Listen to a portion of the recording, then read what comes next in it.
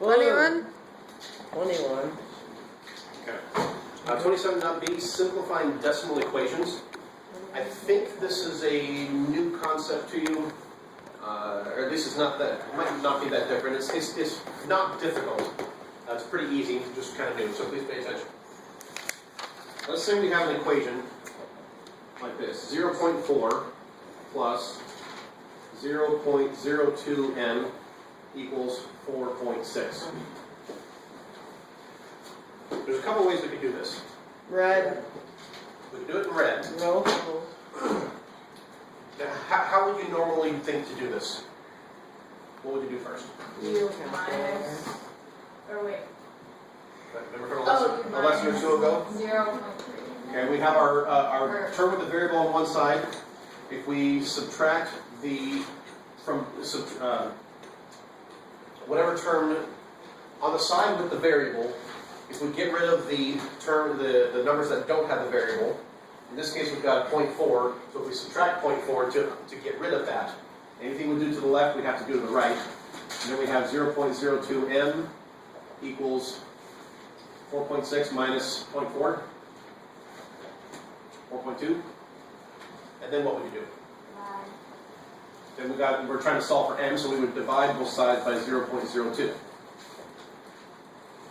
Right? And so those cancel over to have n equals whatever this comes out to. Right? That's one way we could do it. Another way we could do it, and this is the new concept of this lesson, is to do this. Red, black. So, no, black. Okay.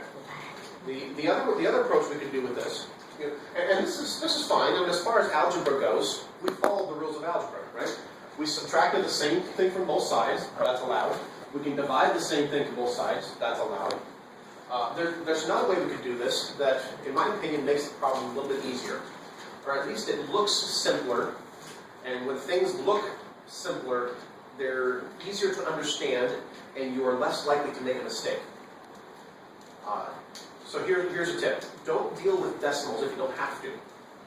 So looking at this equation here, we have a decimal here, and a decimal here, we have a decimal here, and we have a decimal here. How many decimal places does this have?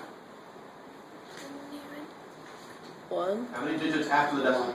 1. How about here? 2. How about here? 1. All right. So which number? What is the most number of decimal places in this equation? Did I phrase that correctly? This one has one number after the decimal. This one has 2 digits after the decimal. This one has 1 digit after the decimal. Yeah, that's what catch. For those of you that don't remember rules from kindergarten, notice when I'm passing someone scissors, you hold the blade and you give them the handle. And then when they Free jam, safety tip in algebra class. then when they jam this. All right, so this number here,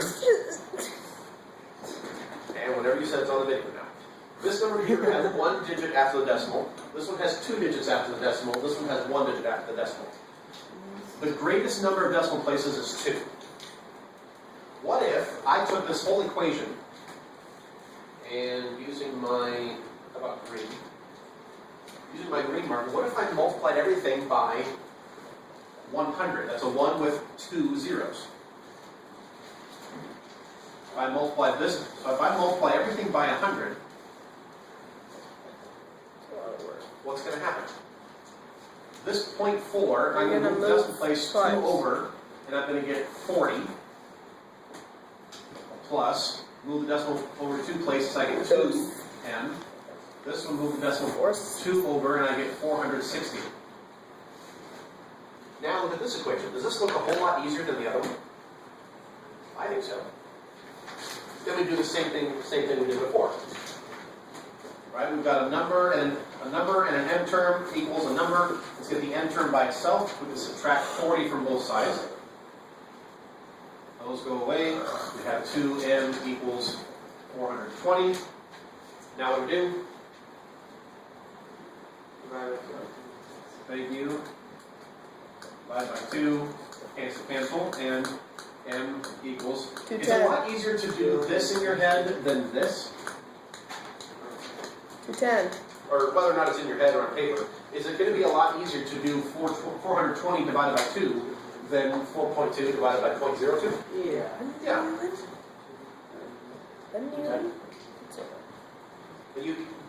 You would end up in the same place.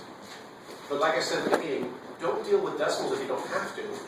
If you have an equation that has decimals in it, figure out whatever term has the most number of decimal places, multiply everything, all the terms of the equation, by a 1 with that many zeros, and what will happen is all your decimals will go away. They'll vanish into thin air.